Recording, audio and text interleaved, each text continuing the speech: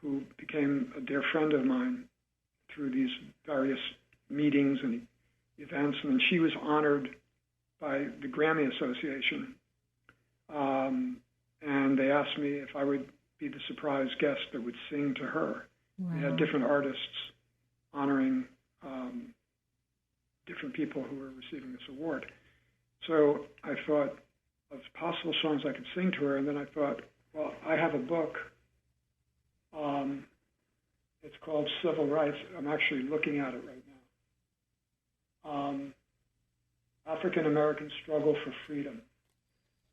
And I saw in the front of the book, I saw a close picture of Coretta Scott King's face. And it dawned on me that as much as we've celebrated, and the world has celebrated Martin Luther King Jr.'s life and legacy, I don't remember a song being written about his wife, who was there with the kids when they were having Molotov cocktails thrown at the house and bomb scares and constant death threats whenever they picked up the phone. And what she endured and how she was a rock for Dr. King. And I sat down at my piano and I just started writing a song that was that became The Courage in Your Eyes. The Courage in Your Eyes. And I was so honored to sing it to her the night she was being honored by the Grammy Association. But I never thought that I would be asked to sing it at her funeral service. Oh. And Stevie Wonder was one of the other artists who sang something dedicated to her. Wow, you got me choked up with all that. It was really, it is, as I speak about it, it's very emotionally an important part of life. Yes. I didn't know I was going to walk you through that. Sorry. I was very touched by reading all about that. So I wanted to ask you about that, and thank you for sharing that. You have said being able to help others has been, and this is another thing I admire about you, the ultimate validation. Your Michael Bolton Charities. You're celebrating this Saturday 25 years of dreams realized. So you know what happens in our business is, it starts with no one returning your phone calls, and then you finally have some success and some people start returning your phone calls, and you have big success and the presidents of companies return your phone calls. Yes. I started getting invited to all of these, very lavish events, but all very worthy causes. Cancer research organizations, cystic fibrosis, juvenile diabetes. It was kind of hard to say no if I had a day off. And I would look at my calendar and say, oh, November 9th, oh, yeah, I can be there. And I would be there and I would watch Whitney Houston do a couple of songs. Ray Charles, my biggest influence as a child, as a vocalist. I was like a little kid on the side of the stage watching these incredible artists sing.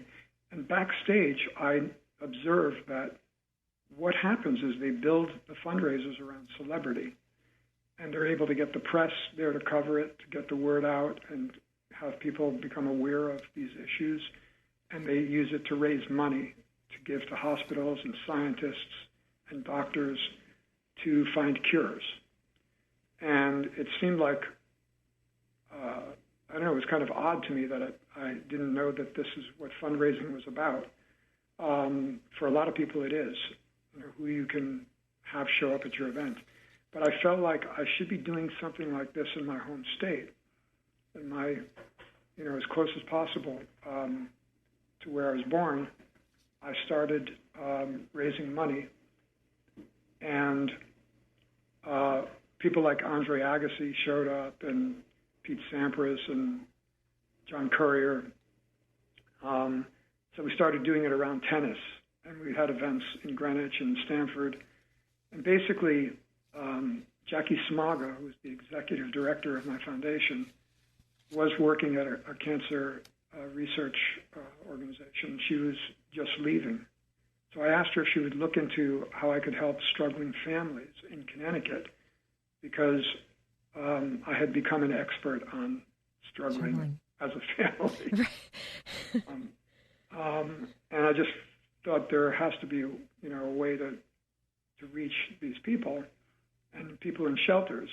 And Jackie did a lot of research and came back and said, I have to tell you that you're going to be amazed at how many people who are in shelters are there, not necessarily because of poverty alone, but because of domestic violence and or violence directed against an entire family where they had to leave and had nowhere to go. So they were basically facing homelessness, which was a term we didn't have back then. But I said, what can we do? And Jackie went to a dozen places, saw that they had programs and doctors and psychologists, psychiatrists. They had help to get families back on their feet. And a lot of it was single, and a lot of it is single mothers trying to survive without living skills, without parenting skills in some cases. So we started working with Yale University and started finding family advocates and paying for them to work with different shelters so they could reach families and not have them go right back into the situation they just left, but get on their feet and moving forward. And I felt really good about it. And then I got a strange request to go to D.C. and meet with congressmen and senators. Wow. We had groups, the National Coalition Against Domestic Violence is an organization that had been doing the work by themselves when you couldn't get a man to walk up to a microphone to talk about domestic violence. And maybe it's because I had 3 daughters, so I had a wife and 3 girls as my family. That made it even more unthinkable. But I said, what can I do? And they said, you can come help us get meetings with congressmen and senators, because there's something called the Violence Against Women Act, the VAWA Act, which needs to be reauthorized every 6 years. And we're getting close now, and we could use all the help we can get. So I went to D.C. and I wound up spending time with congressmen and senators, and I thought some of them might have been just photo ops, for people in the office. And then I found that people from the National Coalition called me to tell me that there's great news. They're reauthorizing the VAWA Act. And the people that you saw, almost all of them voted for the act to be moved forward. So whether it just was a little extra push that helped or just getting it on their radar that helped, I really felt like I was doing something important with my life. And then I just got introduced into, to communities and more organizations who've been doing the work so long. And the women were still coming to and driving the events. Lifetime Network was sponsoring major events in D.C., and I noticed more and more men were coming to the events and speaking on behalf of women who were survivors or just their own positions in Congress and in the Senate and how they were voting. It was basically in the light of day. Domestic violence could never happen, could never exist, but it's most dangerous for a lot of families when you're in your home and you close the door. When you should be safest, you're often in a place that's the most dangerous place. So I could tell you forever the stories, but listening to a survivor with 2 or 3 kids and the last days of remaining in a violent, dangerous place had taken place, you could hear a pin drop in the room, no matter who was in the room. So now I feel like my responsibility is to continue doing the work and continue bringing attention, but now we have these music programs. And it should have dawned on me earlier. Music, of course, has been, so primary to my life. But it's freeing and liberating and healing, encouraging, uplifting, inspiring, and promising to kids who don't have what we take for granted, which is hope that things are going to get better. And they start expressing themselves. They start writing rap. They start writing pop.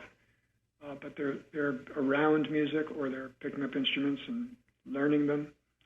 And suddenly there's a transformation that happens. And so we want to grow that through the state of Connecticut and outside of Connecticut, and replicate it wherever we can, and continue encouraging states and cities and leaders to introduce music programs for at-risk youth. Michael Bolton Charities celebrates 25 years of dreams realized this Saturday. If I can do anything to help, I'm there for you. And this is just a wonderful, wonderful thing that you founded in 1993 with such a mission and such a purpose. Well, thank you so much. And you're more than welcome to be our guest at our event Saturday night if you can. Thank you so much. Thanks so much for this. And thank you so much for the time and all you do. Thank you very much. Thank you. Having trouble sleeping, or are you dealing with stress and anxiety? Then you need Blankwell, the weighted blanket that hugs you to sleep. The weight of the blanket over your body releases melatonin and serotonin, allowing you to relax and fall asleep faster. It's great for new moms, teenagers, or just about anyone who is looking for a better sleep. Go to Blankwell.com, use my code Wendy30 for 30% off.